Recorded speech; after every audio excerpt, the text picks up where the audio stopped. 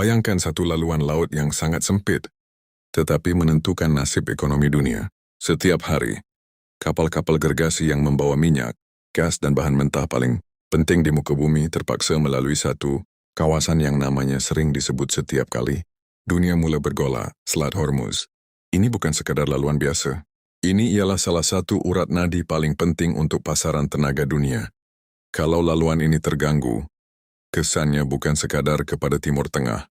Harga minyak boleh melonjak, kos penghantaran boleh naik mendadak, insurans maritim boleh menjadi gila, dan negara-negara yang bergantung kepada bekalan tenaga dari rantau itu boleh mula panik. Tetapi di tengah-tengah ketegangan yang semakin memuncak, muncul satu persoalan yang sangat menarik. Kenapa kapal minyak Malaysia masih boleh lalu Selat Hormuz, sedangkan ada kapal dari negara lain yang berdepan risiko tinggi, sekatan, kelewatan atau ketidakpastian? Adakah sebab Malaysia lebih kuat? Adakah sebab Malaysia ada kuasa tentera yang lebih digeruni? Atau sebenarnya, jawapan sebenar jauh lebih menarik daripada itu? Kerana dalam dunia geopolitik kadang-kadang yang paling selamat, bukan yang paling kuat, tetapi yang paling sukar untuk dijadikan musuh. Dan itulah yang menjadikan Malaysia sangat unik dalam isu ini. Malaysia mungkin bukan kuasa besar dunia. Malaysia mungkin bukan pemain tentera paling dominan di rantau teluk. Tetapi Malaysia mempunyai sesuatu yang kadang-kadang jauh lebih bernilai ketika dunia berada di ambang konflik, kepercayaan, hubungan diplomatik, dan imej negara yang tidak terlalu terikat kepada satu blok kuasa. Dalam video ini, kita akan bongkar satu persatu kenapa kapal minyak Malaysia boleh lalu Selat Hormuz berbanding negara jiran. Adakah ini kerana hubungan baik dengan Iran? Adakah kerana bendera kapal Malaysia kurang dianggap ancaman? Atau adakah kerana Malaysia lebih bijak bermain diplomasi ketika negara lain terlalu bergantung kepada kuasa besar? Dan yang paling penting, apa sebenarnya yang perkara ini dedahkan tentang kedudukan Malaysia di mata dunia? Kalau anda nak tahu kenapa dalam situasi paling tegang di dunia pun, kapal Malaysia masih ada ruang untuk bergerak, jom kita masuk ke senarai ini. Ini dia, 10 sebab kenapa kapal minyak Malaysia boleh lalu Selat Hormuz berbanding negara jiran. Menyusuri liku sejarah, membina masa depan gemilang. Kerana setiap kisah adalah inspirasi. Cerita Malaysia.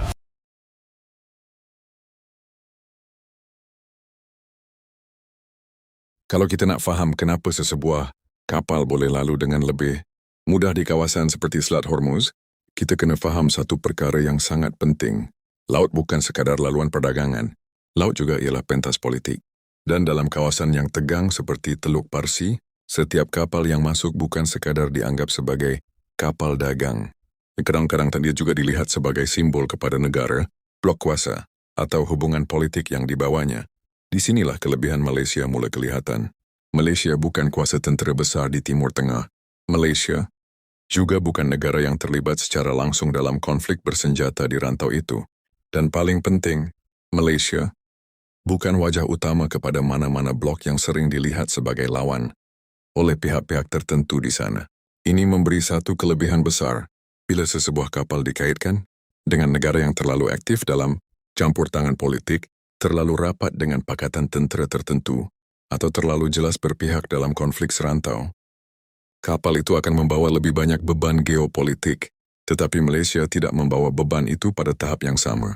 Malaysia datang sebagai negara perdagangan, sebagai negara pengguna tenaga, sebagai negara yang mahu uruskan bekalan dan ekonomi, bukan sebagai negara yang datang untuk menunjuk kuasa. Dan dalam dunia yang penuh syakwa sangka, imej seperti ini sangat mahal nilainya. Sebab itu kadang-kadang kapal yang paling mudah lalu bukan kapal dari negara paling berpengaruh, tetapi kapal dari negara yang tidak terlalu mencetuskan rasa ancaman. Ini yang membezakan Malaysia dengan setengah negara jiran.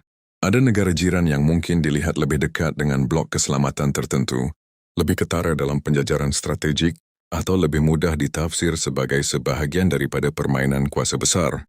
Malaysia pula lebih sukar untuk diletakkan dalam satu kotak yang sama. Dan bila anda sukar dikotakkan sebagai musuh, anda biasanya lebih mudah diberi laluan. Ringkasnya, sebab pertama ini sangat penting. Malaysia boleh lalu bukan kerana kita menguasai Selat Hormuz, Tetapi kerana kita bukan sasaran utama permainan kuasa di sana, dan dalam geopolitik, itu sendiri ialah satu kelebihan yang sangat besar.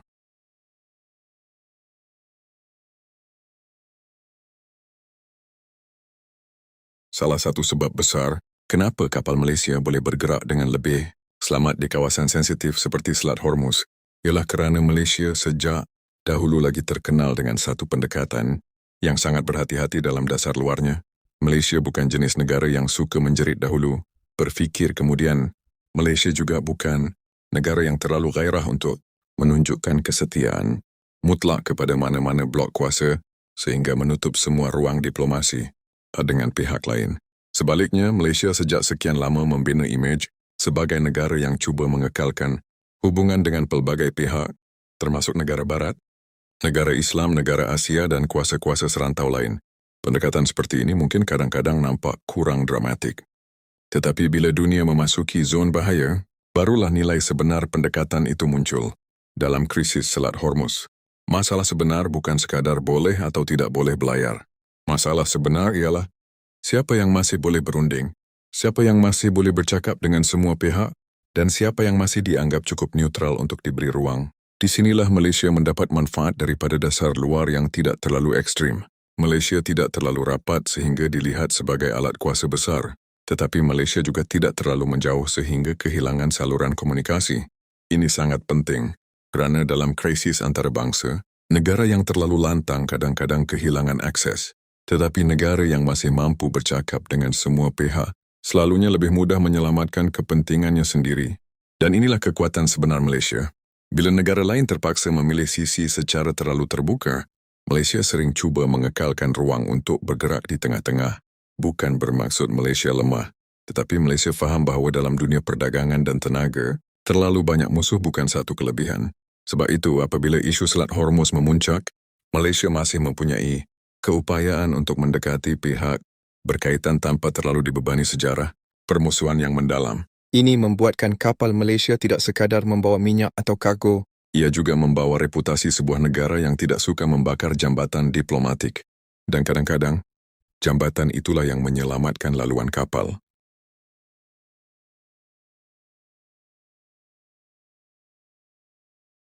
Kalau kita lihat secara lebih mendalam, Malaysia mempunyai satu lagi kelebihan yang jarang dibincangkan secara terbuka, yaitu kedudukan Malaysia dalam dunia Islam. Malaysia bukan sekadar sebuah negara Asia Tenggara. Malaysia juga sering dilihat sebagai negara Islam yang sederhana, stabil, dan mempunyai imej yang agak seimbang di mata banyak negara Muslim. Perkara ini penting kerana rantau sekitar Selat Hormuz bukan sekadar ruang perdagangan. Ia juga ruang yang sangat syarat dengan identiti, sentimen sejarah, maruah serantau, dan persepsi tentang siapa yang menghormati rantau tersebut dan siapa yang dilihat datang dengan agenda kuasa. Malaysia mempunyai kelebihan kerana imejnya biasanya tidak terlalu syarat dengan sejarah campur tangan atau tekanan politik terhadap negara-negara di Timur Tengah. Malah dalam banyak isu antarabangsa yang melibatkan dunia Islam, Malaysia sering tampil dengan bahasa yang lebih dekat dengan sentimen serantau berbanding setengah negara lain. Ini tidak bermaksud semua pintu terus terbuka secara automatik, tetapi ia memberi satu lapisan kelebihan psikologi dan diplomatik. Dalam situasi tegang, persepsi memainkan peranan besar. Jika sesebuah negara dilihat lebih memahami sensitiviti rantau itu, lebih menghormati kedudukan negara-negara di sana, dan tidak datang dengan nada mengajar atau mengugut, maka negara itu biasanya lebih mudah diterima sebagai pihak yang boleh dibincangkan. Dan bila sesebuah negara boleh dibincangkan, kapal-kapalnya juga cenderung menikmati manfaat yang sama. Ini sebab yang ramai terlepas pandang. Mereka ingat isu kapal hanya tentang radar, tentera laut atau pengiring bersenjata. Padahal kadang-kadang, laluan laut juga ditentukan oleh siapa yang lebih dipercayai secara budaya dan politik. Malaysia tidak semestinya dianggap sekutu rapat oleh semua pihak. Tetapi Malaysia juga jarang dianggap musuh ideologi utama. Dan dalam rantau yang sangat sensitif terhadap maruah dan persepsi, itu ialah satu kelebihan yang sangat besar. Ringkasnya, Malaysia mungkin tidak datang dengan kapal perang paling hebat. Tetapi Malaysia datang dengan identiti yang lebih mudah diterima. Dan dalam kawasan seperti Selat Hormuz, itu boleh membuat perbezaan antara kapal yang dibenarkan lalu dan kapal yang terpaksa menunggu dalam ketidakpastian.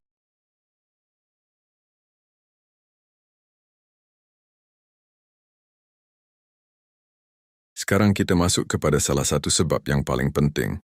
Dalam apa juga konflik antarabangsa, terutama yang melibatkan laluan strategik seperti Selat Hormuz, negara yang paling cepat bertindak bukan semestinya negara yang paling kuat.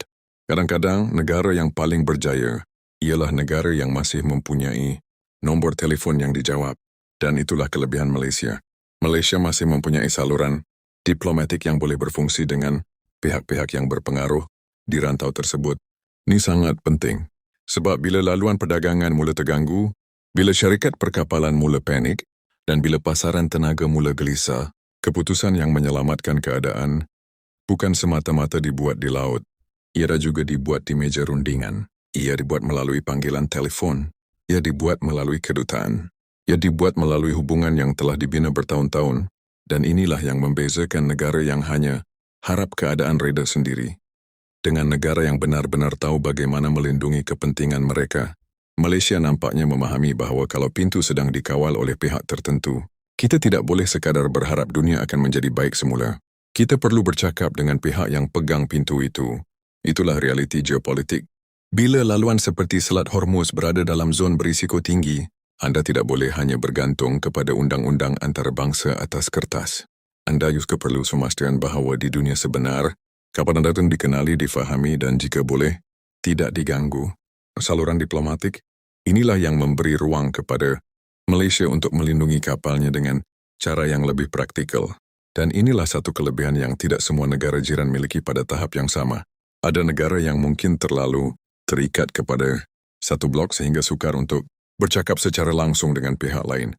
Ada juga negara yang mungkin tidak mempunyai pengaruh atau hubungan cukup kuat untuk meyakinkan pihak berkaitan. Malaysia pula masih ada ruang itu. Dan bila dunia sedang tegang, ruang diplomatik ialah aset yang lebih mahal daripada banyak aset ketenteraan. Kerana kapal tidak bergerak atas keberanian semata-mata. Ia bergerak atas jaminan, persefahaman dan keupayaan untuk mengelakkan salah faham. Dan itulah yang saluran diplomatik Malaysia bantu sediakan.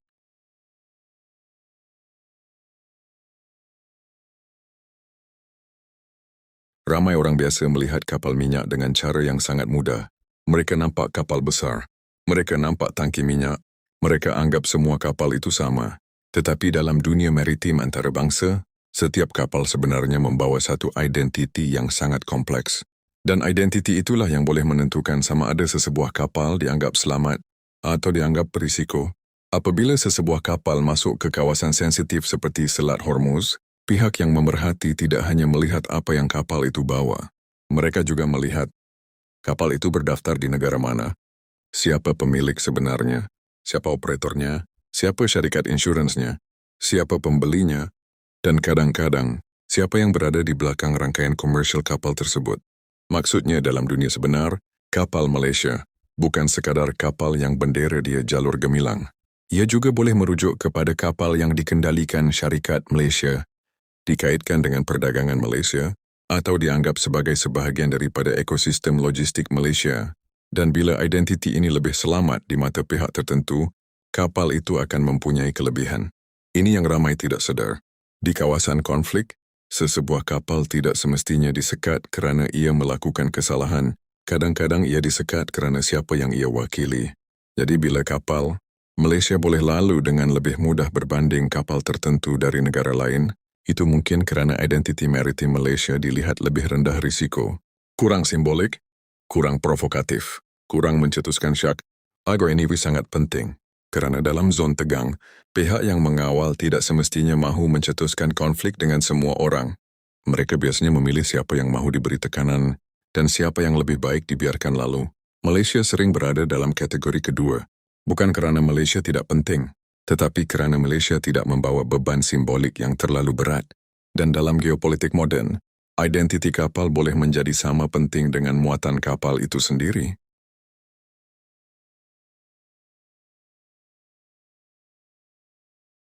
Sekarang kita masuk ke satu hakikat yang agak keras, tetapi sangat benar dalam dunia konflik.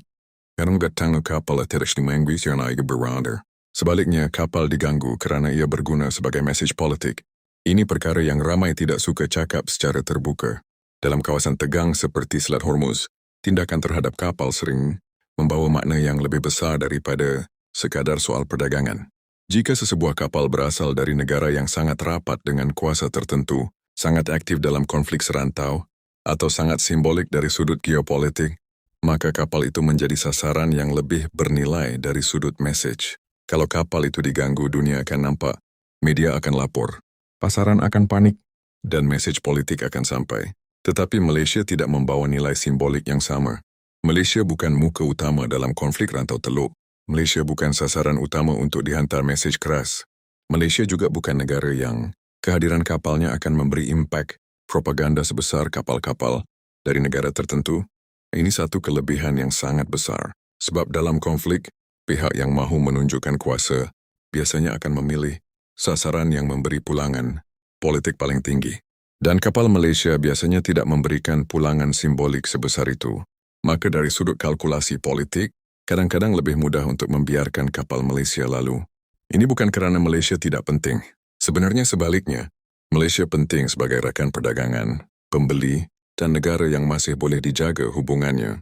Tetapi Malaysia tidak cukup musuh untuk dijadikan sasaran utama. Dan dalam dunia yang penuh dengan simbolisme politik, itu ialah kedudukan yang sangat strategik.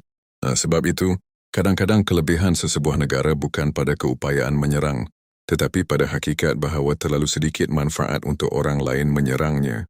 Dan Malaysia menikmati kelebihan itu, yang menjadikan kapal Malaysia lebih mudah untuk dikategorikan sebagai kapal yang lebih baik, dibiarkan bergerak berbanding kapal-kapal tertentu dari negara, jiran atau negara lain yang membawa lebih banyak beban simbolik. Dalam konflik itu bukan perkara kecil. Itu boleh menentukan sama ada sebuah kapal terus berlayar atau menjadi tajuk utama berita dunia.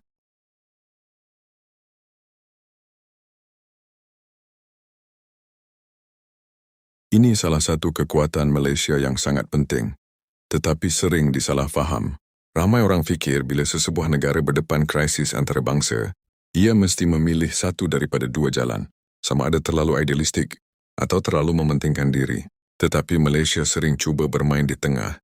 Malaysia cuba mengekalkan prinsip, tetapi pada masa sama tidak lupa tentang kepentingan nasional, dan inilah yang menjadikan Malaysia lebih fleksibel dalam isu seperti Selat Hormuz. Dalam krisis maritim seperti ini, negara tidak boleh sekadar bercakap tentang moral, keamanan dan kestabilan semata-mata jika pada masa sama mereka gagal memastikan bekalan tenaga, perdagangan dan keselamatan ekonomi negara sendiri. Malaysia nampaknya faham perkara ini. Malaysia tahu bahawa isu Selat Hormuz bukan isu luar negara semata-mata. Ia juga isu dompet rakyat, isu kos logistik, isu harga bahan api, isu inflasi, isu ekonomi negara. Jadi bila laluan ini terancam, Malaysia tidak boleh hanya duduk sebagai pemerhati yang memberi komen dari jauh. Malaysia mesti bertindak, tetapi tindakan itu juga tidak boleh terlalu kasar sehingga menutup semua pintu rundingan. Jadi apa yang dilakukan? Malaysia memilih jalan yang paling matang. Malaysia cuba kekalkan bahasa yang diplomatik, tidak terlalu membakar suasana, tetapi pada masa sama cukup aktif untuk memastikan kepentingan kapal dan perdagangan negara terus terjaga. Ini satu seni yang sukar, sebab tidak semua negara boleh buat begini.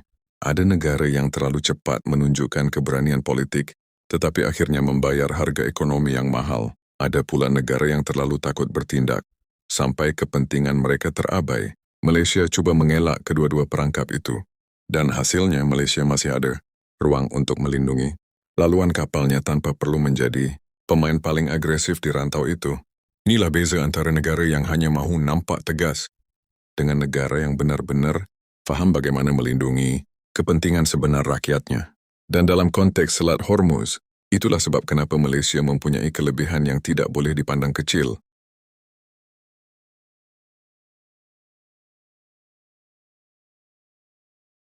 Wind ialah antara poin paling penting dalam seluruh video ini. Dan jujur cakap, ini juga poin yang paling ramai orang biasa tidak sedar. Bila orang dengar tentang Selat Hormuz, mereka terus bayangkan kapal perang, peluru berpandu, drone dan ancaman serangan. Ya, semua itu memang wujud. Tetapi dalam dunia perkapalan moden, ada satu kuasa lain yang kadang-kadang lebih menakutkan daripada kapal perang. Insurance. Ya, insurance. Sebab walaupun laut itu secara teknikal masih boleh dilalui, sesebuah kapal mungkin tetap tidak bergerak kalau kos risiko sudah menjadi terlalu tinggi. Bila kawasan seperti Hormuz menjadi panas, syarikat insurans maritim akan mula menaikkan premium war risk. pemilik kapal akan mula berfikir dua kali. Penyewa kapal akan mula berhitung. Syarikat logistik akan mula mengubah laluan. Dan ada kapal yang akhirnya terhenti bukan kerana dihalang oleh tentera, tetapi kerana model perniagaan mereka tidak lagi masuk akal. Ini sangat besar sebab ramai orang ingat kapal tidak lalu kerana laluan tutup total. Padahal kadang-kadang laluan itu tidak ditutup secara rasmi pun, tetapi ia menjadi terlalu mahal, terlalu berisiko, dan terlalu tidak menentu untuk digunakan seperti biasa. Di sinilah Malaysia mungkin mendapat kelebihan. Jika kapal Malaysia atau kapal yang berkaitan dengan perdagangan, Malaysia dilihat mempunyai risiko yang lebih terkawal, lebih boleh dirunding, dan kurang berpotensi menjadi sasaran, maka kos operasi mereka boleh menjadi lebih masuk akal berbanding kapal tertentu dari negara lain. Maknanya, kelebihan Malaysia bukan semata-mata kerana dibenarkan lalu, tetapi juga kerana kapal yang berkait dengan Malaysia mungkin lebih mudah untuk terus beroperasi dalam keadaan yang masih boleh diterima secara komersial. Dan ini sangat penting, kerana dalam ekonomi moden, perang bukan sahaja menutup laluan dengan senjata, kadang-kadang perang menutup laluan melalui premium insurance, risiko pasaran dan ketakutan syarikat. Jadi kalau kapal Malaysia boleh lalu ketika orang lain mula teragak-agak, itu menunjukkan bahawa Malaysia bukan sekadar mempunyai laluan fizikal, tetapi juga mempunyai laluan kepercayaan komersial yang masih belum runtuh sepenuhnya. Dan itulah sebab yang sangat besar.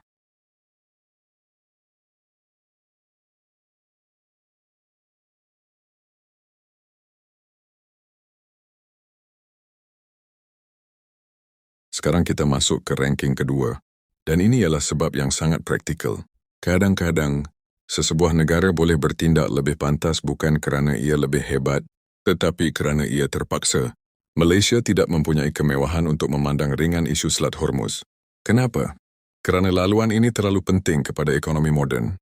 Gangguan di Selat Hormuz boleh memberi kesan terus kepada harga minyak, bekalan tenaga, kos pengangkutan, harga barang import, dan kestabilan ekonomi serantau. Bila perkara ini berlaku, Malaysia tidak boleh hanya berkata, tak apa, kita tengok dulu. Tidak, Malaysia mesti bergerak.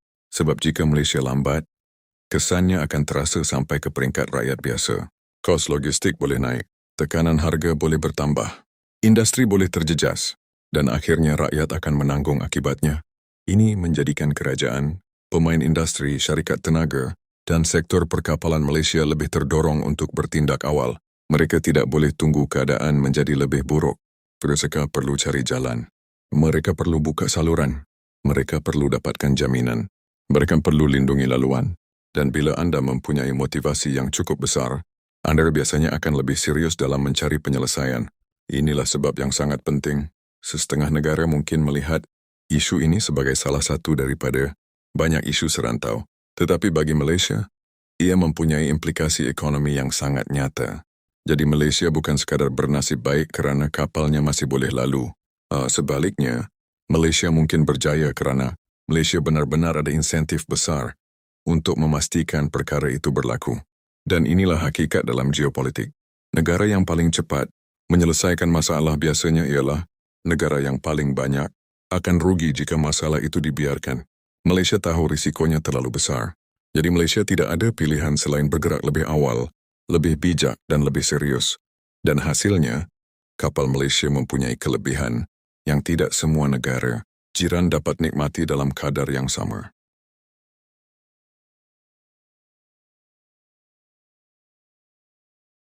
Dan akhirnya inilah sebab paling besar. Sebab yang merangkumi semua sebab lain.